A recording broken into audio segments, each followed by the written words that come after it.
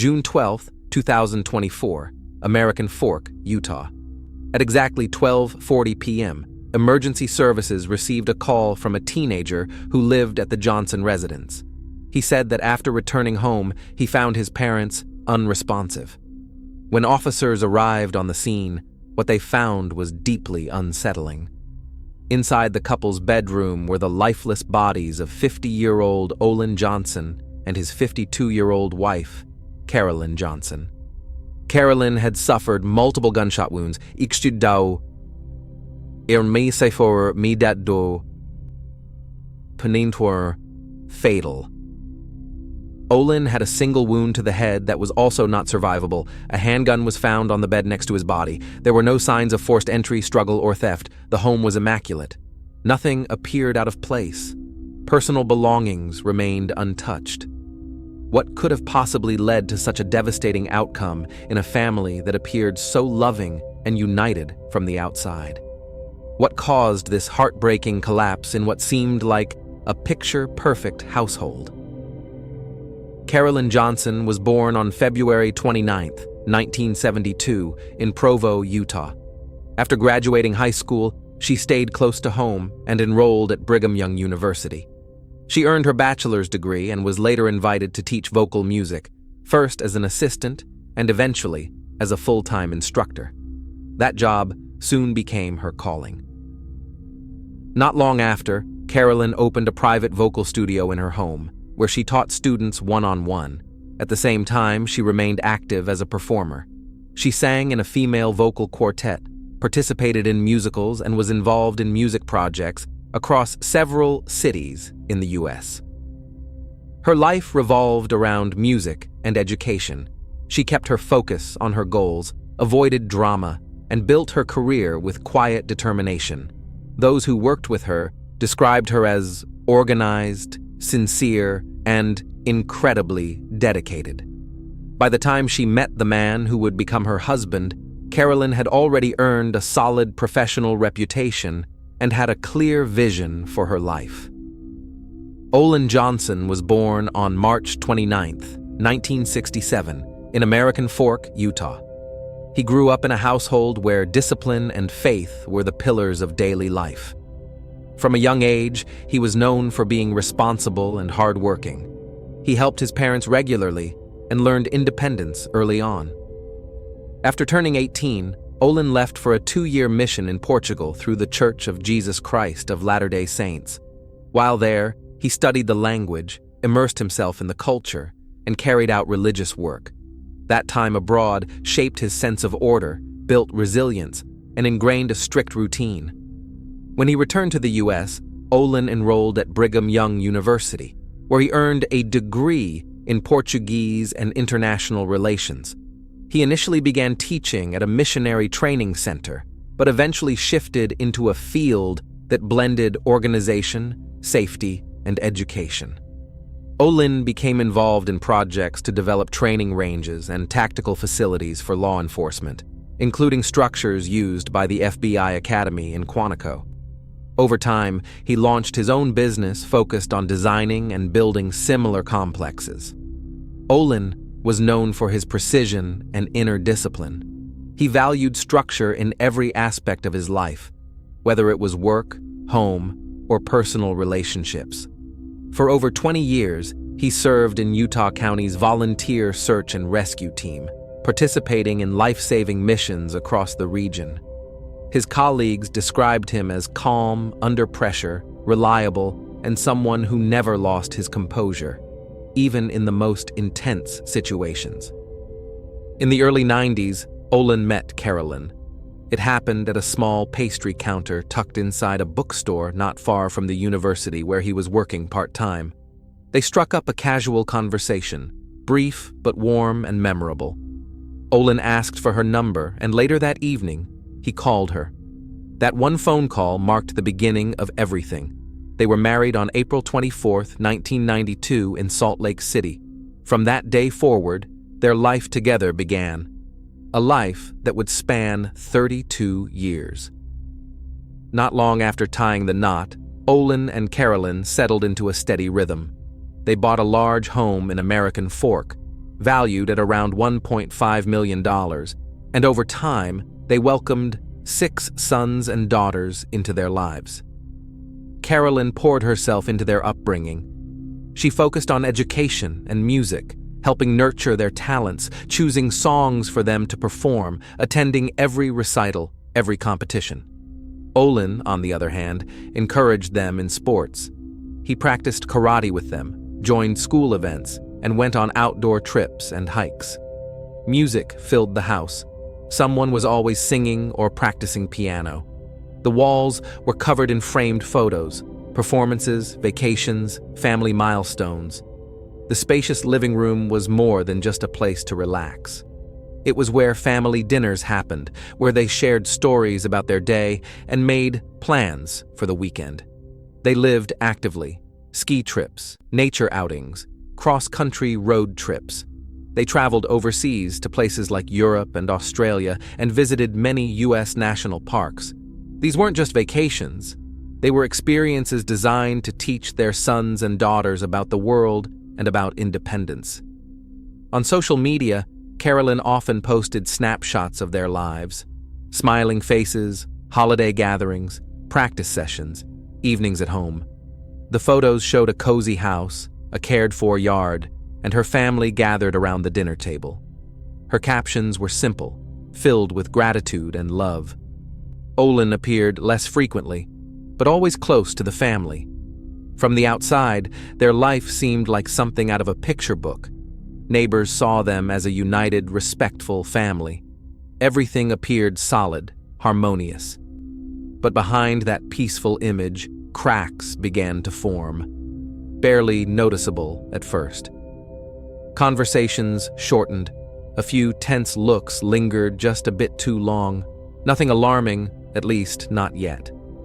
By 2020, the Johnson family still lived what looked like a quiet, stable life. Their older sons and daughters had started carving out their own paths. The younger ones were still in school. It all seemed as steady as ever. Until one night, something shifted. An argument erupted between Olan and Carolyn. At first, it sounded like a typical disagreement, but things escalated quickly. Voices were raised, items were thrown. The youngest son later recalled his father tossing belongings into the yard and breaking pieces of furniture. Carolyn became frightened and called for help. When law enforcement arrived, Olan was taken to the station to officially document what had happened. Carolyn followed shortly after. Not long after that, she withdrew the complaint, saying it was all a misunderstanding. The matter never escalated legally. Authorities categorized the situation as a domestic dispute, with no signs of physical harm. When they returned home, Olan and Carolyn chose not to speak of it again, not to their family, not to their friends. They simply said they'd had a miscommunication, and life went on as if nothing had happened. Outwardly, things seemed to calm down quickly, but that moment marked a subtle fracture between them. There were no more arguments, not loud ones at least, but the tension lingered. Their son later recalled that after that night, his father became more withdrawn. Olan still cared for the family, still kept the routines, but something in him had shifted. He spoke less, spent more time alone, and began to seem more like an observer in his own home. Signs of exhaustion reappeared, signs that had been there years before, even before that confrontation. Back then, doctors had described his condition as mild depression, tied to business stress and constant overwork.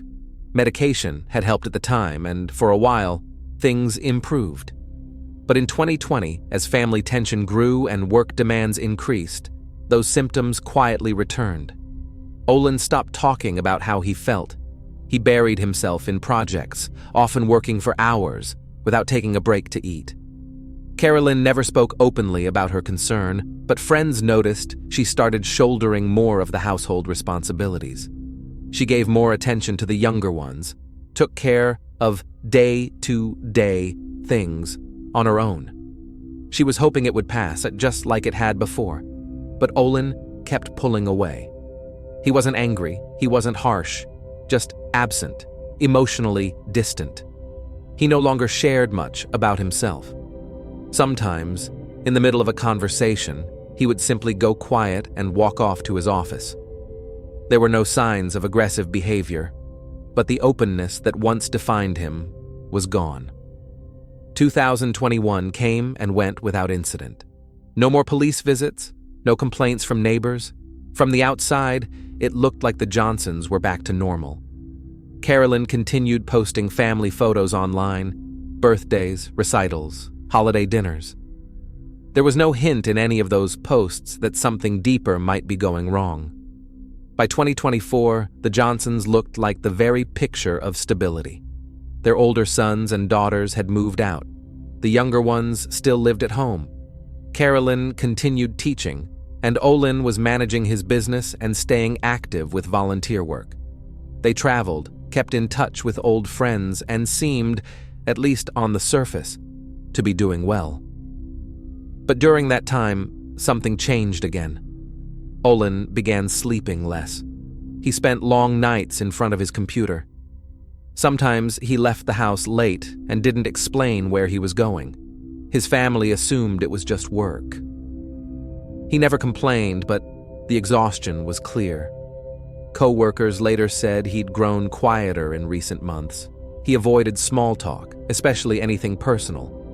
The house was still neat, still filled with all the familiar comforts. But something in the atmosphere had shifted. The couple no longer argued, but they didn't talk as much either. Their conversations became formal, more like polite exchanges than real dialogue. No one thought much of it at the time. It didn't seem alarming, just different. No one knew that silence was the calm before the storm. Then came June 10th, 2024. A call came into emergency services from American Fork.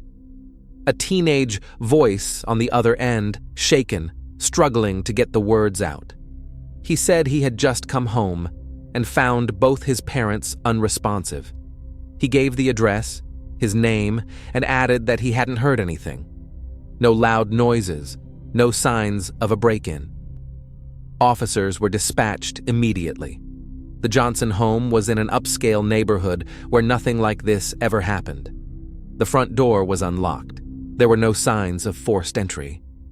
The young man met police at the door and, without a word, led them to the master bedroom. Inside were the bodies of Carolyn and Olan Johnson. A visual examination made it clear that both parents were gone. Carolyn had suffered several gunshot wounds to the chest and one final shot to the head, all fired from extremely close range, less than a few feet away. Olan had a single gunshot wound to the temple. A handgun was found beside his right hand on the bed. Blood evidence and traces of gunpowder marked the bedding and the floor.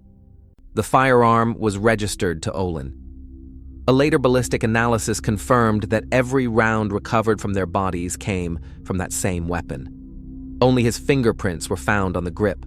Residue consistent with firing a weapon was discovered on his palms and fingers. Carolyn had no such residue, ruling out any involvement in the shooting. There were no signs of a struggle. No scratches, bruises, or defensive marks were found on Carolyn. Inside the house, everything remained untouched. Valuables, electronics, documents, all in their proper places. No indication of forced entry. No evidence of theft. Blood spatter found near the living room floor matched Carolyn's DNA, suggesting the first shots were fired downstairs and that her body was later carried to the bedroom. The picture began forming clearly for investigators. Olan had first committed a violent act against his wife, then brought her to the bedroom, placed her on the bed, and after a short pause, he took his own life through self-harm. The medical examiner's report supported this timeline. The gap between her death and his was estimated at no more than 20 minutes. Soon, the entire property was secured. Forensic specialists documented the scene, collected evidence, removed the weapon and shell casings, and gathered fabric samples.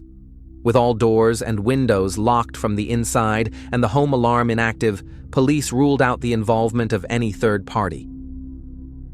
The news spread fast. Journalists were already outside the home that same evening. The quiet, upscale neighborhood, a place untouched by incidents like this, suddenly became the center of media attention. Reports all opened with the same shocking contrast. A respected family, a successful businessman, a devoted music instructor, 6 sons and daughters, and a tragedy with no explanation. Neighbors were stunned. They said the Johnsons always appeared peaceful, supportive of one another. No raised voices, no loud arguments. Some neighbors had seen Olan and Carolyn just the night before, acting completely normal, showing no signs of tension. As soon as authorities confirmed their initial interpretation, a crime followed by self-harm, the discussions began. Local news stressed the unanswered question: why? A family known for their faith, kindness, and absence of any apparent problems. It all made the event even more incomprehensible. Inside the home, investigators continued meticulously combing through every room. Every item was treated as a potential clue. Phones, computers, handwritten notes. Everything was examined. And, at that moment, all findings pointed in one direction. Olan had acted alone, calmly and deliberately. By evening, Carolyn's body was transported to the Utah County morgue for autopsy. The results confirmed the scene evidence. Multiple close-range gunshot wounds to the upper body and head. Intentional, controlled, with no sign of chaos. Olan's cause of death was a single shot to the temple. The angle matched the way he was found. Everything indicated the weapon was in his own hand when the final shot was fired. After the tragedy in American Fork, the town was flooded with speculation. Some believed there had been a fight. Others suggested outside involvement. But the official findings all pointed in a single direction.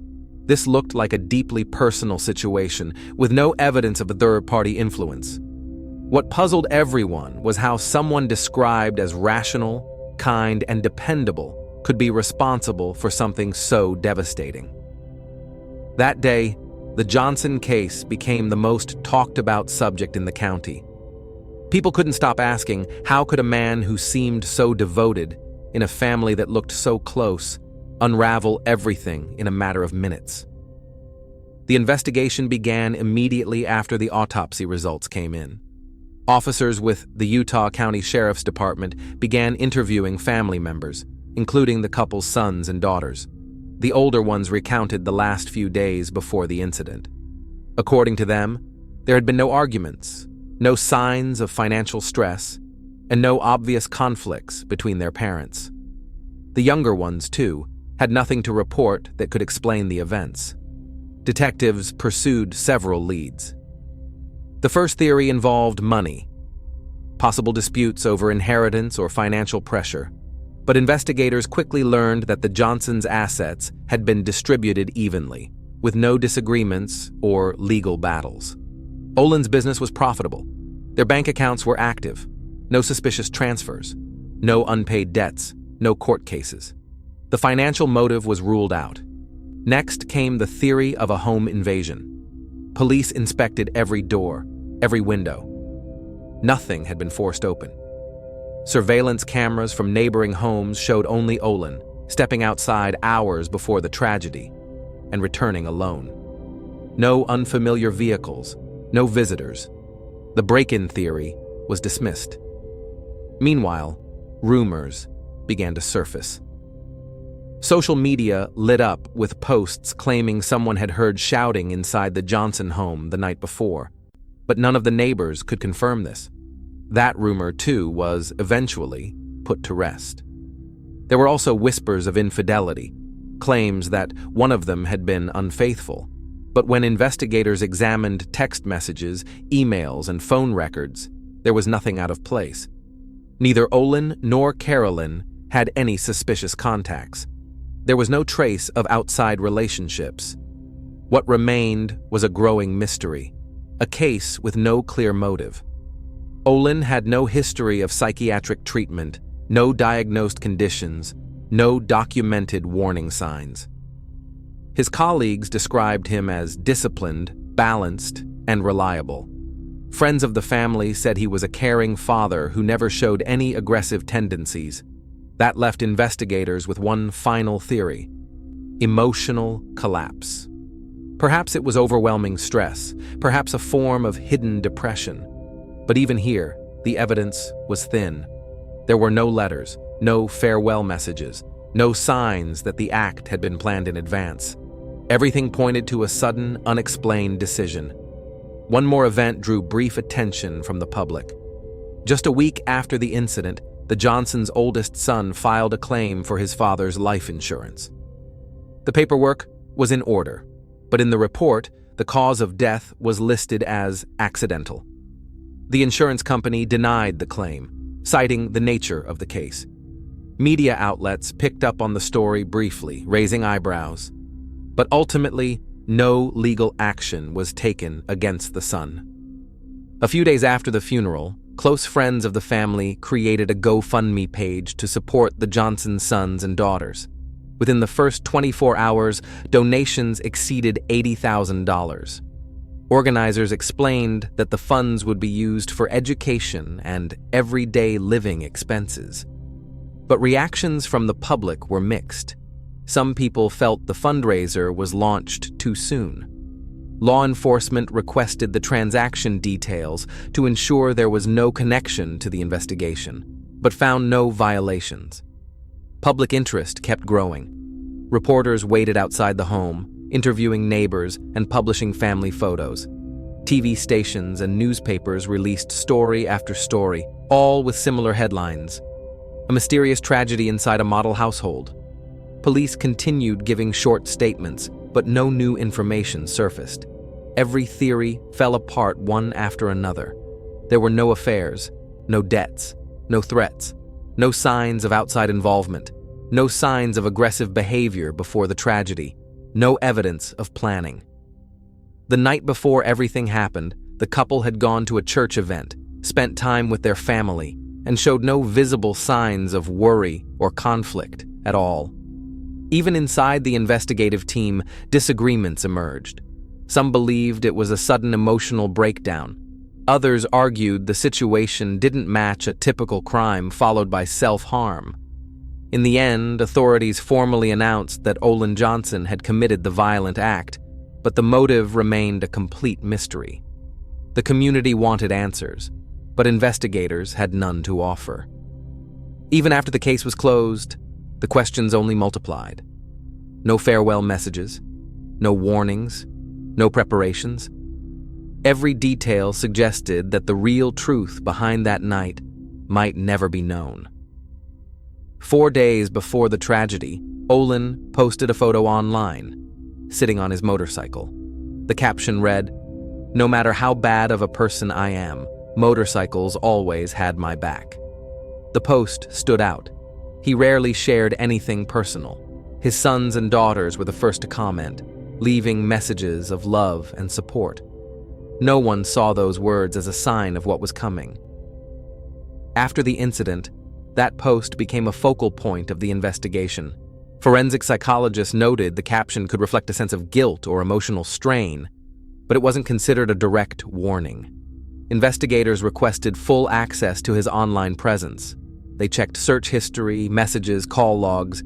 There was nothing indicating preparation for anything harmful. No deleted files, no signs of hacking. Conversations with his wife and children were normal. Everyday topics, family plans, work.